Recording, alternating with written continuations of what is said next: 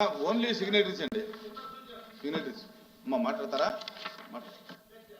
Please please వద్దు, debate అవ్వకండి ఇంకెందుకు. గుడ్ మార్నింగ్ అధ్యక్ష. వద్దండి, డిబేట్ అవ్వకండి, వద్దండి వద్దండి.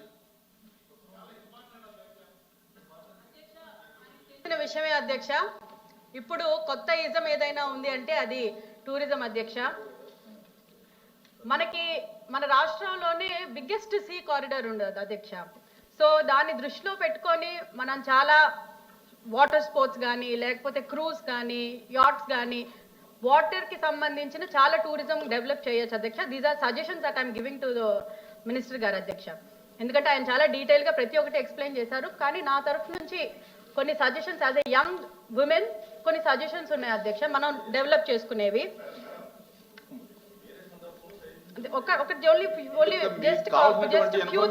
ఎందుకంటే అందులోని మనకి లాస్ట్ గవర్నమెంట్ లోని ఏమి చేయలేదు కాబట్టి అట్లీస్ట్ ఈ గవర్నమెంట్ లో అయినా చేస్తారని ఒక ఆశతోటి చిన్న suggestions, very hardly few suggestions అధ్యక్ష. ఎందుకంటే మన బ్రాండ్ ఇమేజ్ అనేది ఒకటి ఉంటుంది అధ్యక్ష, ఎప్పుడైనా సరే ఒక ప్లేస్ కి దాన్ని డెవలప్ చేసుకుంటే బాగుంటుందని. టూరిస్ట్ ఫెసిలిటీస్ కానీ ఈకో ఫ్రెండ్లీ బడ్జెట్ ప్లేసెస్ కానీ అలాంటివన్నీ వస్తే బాగుంటుంది. అట్లనే మన ల్యాండ్ ఆఫ్ టెంపుల్స్ అని లేకపోతే బీచెస్ అని ఒక బ్రాండ్ పెట్టుకుంటే బాగుంటుందని మా సజెషన్ అధ్యక్ష. అధ్యక్ష నేను ఒకటే మన మంత్రి గారికి రిక్వెస్ట్ చేస్తున్నాను, వైల్డ్ లైఫ్ అడ్వెంచర్స్ అనేది కొంచెం మన రాష్ట్రంలోని తక్కువగా ఉన్నాయి, అవి కొంచెం ప్రమోట్ చేస్తే బాగుంటుంది. ట్రెక్కింగ్, క్యాంపింగ్ అలాంటివి ఏదైతే ఉంటే young tourist, domestic and international టూరిస్ట్ని కూడా అట్రాక్ట్ చేయడానికి బాగుంటుంది. ఈ సీ కారిడార్ కూడా యూజ్ చేసుకుంటే బాగుంటుంది. ఇలాంటివన్నీ చేసుకుంటే మన రాష్ట్రానికి టూరిజం డొమెస్టిక్గా ఇంటర్నేషనల్గా ఫారిన్ టూరిస్టులు కూడా రావడానికి బాగుంటుంది. మనం ఎప్పుడైనా I'm sorry to say but last 10 yearలోని ఏదైతే 19 నుంచి 24 వరకు 24లోని ఓన్లీ 2 ప్రాజెక్టులు వచ్చాయని అంటే as a young chief minister Jaganmohan Reddy గారు వచ్చినప్పుడు చాలా బాగుంటుందని అనుకున్నాను యాజ్ ఎ యంగ్స్టర్ నేను కూడా.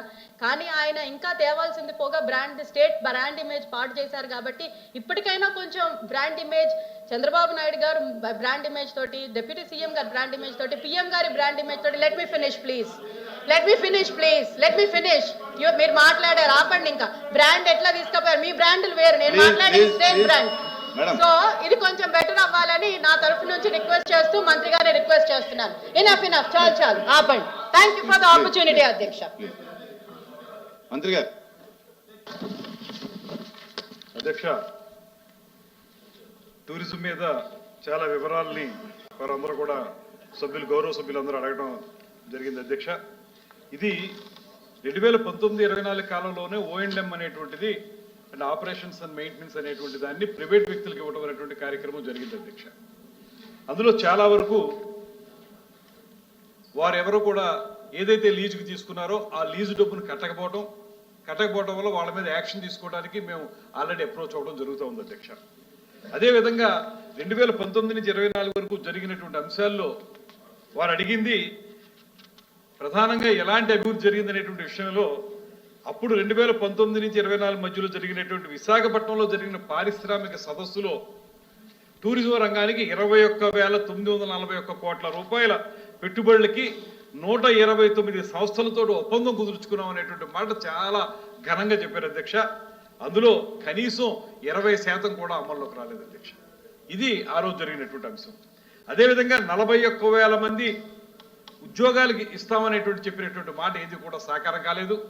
ఆ రోజున ఎంతమందికి ఉద్యోగాలు ఇచ్చారని ఎంప్లాయ్మెంట్ ఎక్స్చేంజ్ల దగ్గరికి వెళ్ళి ఒక రిప్రజెంటేషన్ ఇస్తుంటే హౌస్ అరెస్ట్ చేసినటువంటి పరిస్థితి ఆ రోజు ఉంది అధ్యక్ష.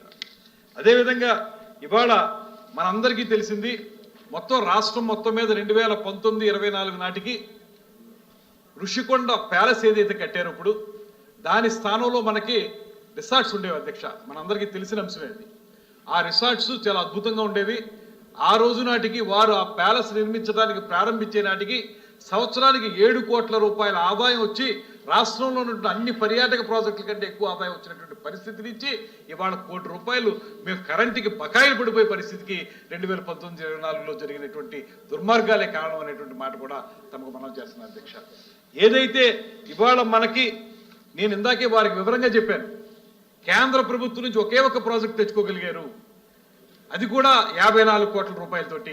ఇవాళ మనం ఈ 15 నెలల కాలంలోనే 441 కోట్ల రూపాయలతోటి 7-8 ప్రాజెక్టులు తెచ్చుకోగలిగాం. అదేవిధంగా ఆ రోజున ఆ ప్రభుత్వం చేసినవి పాండ్రంగిలో అల్లూరు సీతారామరాజు గారి గ్రామానికి చిన్నపాటి రిపేర్లకు సంబంధించి 2 కోట్లు ఇచ్చారు తప్పితే మిగతా డబ్బంతా కూడా 434 కోట్ల రూపాయలని ఋషికొండ ప్యాలెస్కే ఖర్చు పెట్టినటువంటి పరిస్థితి. దాంతోపాటు ప్రైవేట్ రంగంలో ఇచ్చిన వారి దగ్గర ఏ రకంగానూ కూడా వాళ్ళు దాని మీద తిరిగి డబ్బు వసూలు చేయడానికి ప్రయత్నించలేదు అధ్యక్ష.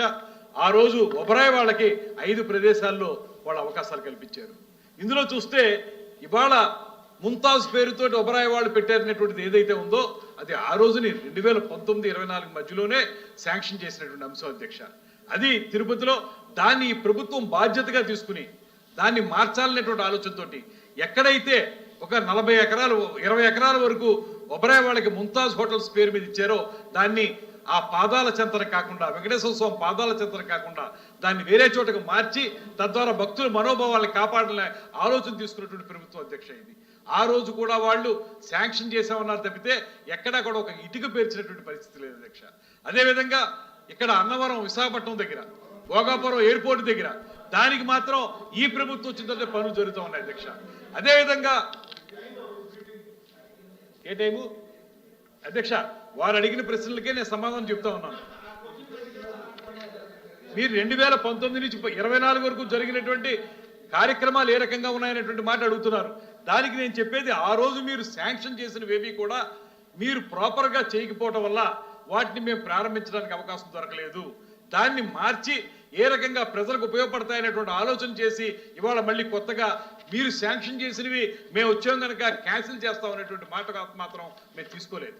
వాటిని కంటిన్యూ చేయడానికి వాటిని ఏ రకంగా ముందుకు తీసుకెళ్లాలనేటువంటి ఆలోచనతోటే వాటిలో మార్పులు ఏమన్నా అవసరం అయితే మార్పులు చేసి ఆ ప్రాజెక్టులు ముందుకు తీసుకెళ్ళడానికి ఈ ప్రభుత్వం ప్రయత్నిస్తుంది అనేటువంటి మాటని తమ ద్వారా తెలియజేస్తూ ప్రైవేట్ రంగం అంటే ఇక్కడ దయచేసి ప్రైవేట్ రంగానికి పీపీపీకి ఉన్నటువంటి ఆ తేడాన్ని గమనించాల్సిందిగా నేను కోరుతా ఉన్నాను. పబ్లిక్ ప్రైవేట్ పార్ట్నర్షిప్లో ప్రైవేట్ ఉంటుంది, పబ్లిక్ గవర్నమెంట్ ఉంటుంది కనుక దాన్ని దృష్టిలో పెట్టుకుని ఏదైతే మీరే ఆ రోజు ప్రారంభించారో మీరే ప్రారంభించారు, మేము ప్రారంభించింది కాదు. 2019-24లోనే ఓఎండ్ఎం ప్రైవేట్ వాళ్ళకి ఇచ్చారు మీరు, దాన్నే మేము కంటిన్యూ చేస్తున్నాం అనేటువంటి మాటని తమ ద్వారా తెలియజేస్తున్నాను అధ్యక్ష. చైర్మన్ గారు ఒక చిన్న క్లారిఫికేషన్ సార్. ఇందాక సప్లిమెంటరీకి సమాధానంలో మా డిపార్ట్మెంట్కి సంబంధించింది స్వాధీనం చేసుకున్న బియ్యంలో మెట్రిక్ టన్స్ అని పొరపాటున అన్నాను సప్లిమెంటరీ క్వశ్చన్ ఆన్సర్లో. అది మెట్రిక్ టన్స్ కాదు క్వింటాల్స్ అధ్యక్ష. అది ఒకటి రికార్డ్స్లో కరెక్ట్ చేయమని రిక్వెస్ట్ చేస్తాను. Thank you. మీరు అడుగుతారా దీని మీద టూరిజం మీద? Tourism sir. సార్ ఇంత అధ్యక్ష ఆపర్చునిటీ చాలా థ్యాంక్స్ అధ్యక్ష, మీకు ధన్యవాదాలు. నేను ఇంటర్వ్యూ రాకూడదు అనుకున్నాను కానీ మాకు సంబంధం లేని అంశం కానీ ప్రశ్న వచ్చి గౌరవ సభ్యులు వేశారు. అక్కడ ఉన్న సభ్యులే వాళ్ళు అడిగింది స్ట్రైట్గా క్వశ్చను 19-24 మధ్యన కొన్ని విషయాల నుంచి మీ టూరిజం డిపార్ట్మెంట్ నుంచి ఇన్ఫర్మేషన్ అడిగితే ఇన్ఫర్మేషన్ ఇవ్వట్లేదు. కొన్ని అవకతవకలు జరిగాయని మా దృష్టికి వచ్చింది. కొన్ని మీరు వచ్చి లాభభూయిష్టంగా కొన్ని కాంట్రాక్ట్లు ఇచ్చారు, వాళ్ళకి వచ్చి వాళ్ళు దోపిడీ చేస్తున్నారు అనేది మీ దృష్టికి వచ్చింది, మా దృష్టికి వచ్చింది. అది ఏమైనా వాస్తవమా అని అడిగారు. అవి ఇన్ఫర్మేషన్ చెప్పండి, మేము ఎందుకని చెప్పాలంటే మరి మంత్రి ఏమో చెప్తారు. అసలు జరిగిందా లేదా జరిగితే ఎంక్వైరీ జరుగుతుందా లేకపోతే ఏమవుతుందా అసలు విషయం. ఎందుకంటే ఆ యాంబిక్యూటీ ఎందుకు? ప్రభుత్వం మీదే ఉంది కదా, ఫైల్స్ మీద ఉన్నాయి కదా, చట్టాల మీద ఉన్నాయి కదా, అన్ని మీద ఉన్నాయి కదా.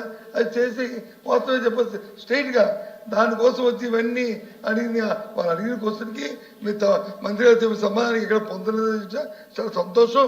మీరు చేస్తున్న డెవలప్మెంట్ చేయబోయే కార్యక్రమాన్ని చెప్తారు, అవన్నీ అమలు జరగాలని అమలు జరిగితే మంచిదని మేము భావిస్తున్నాం, జరగాలని కోరుకుంటున్నాం కూడా.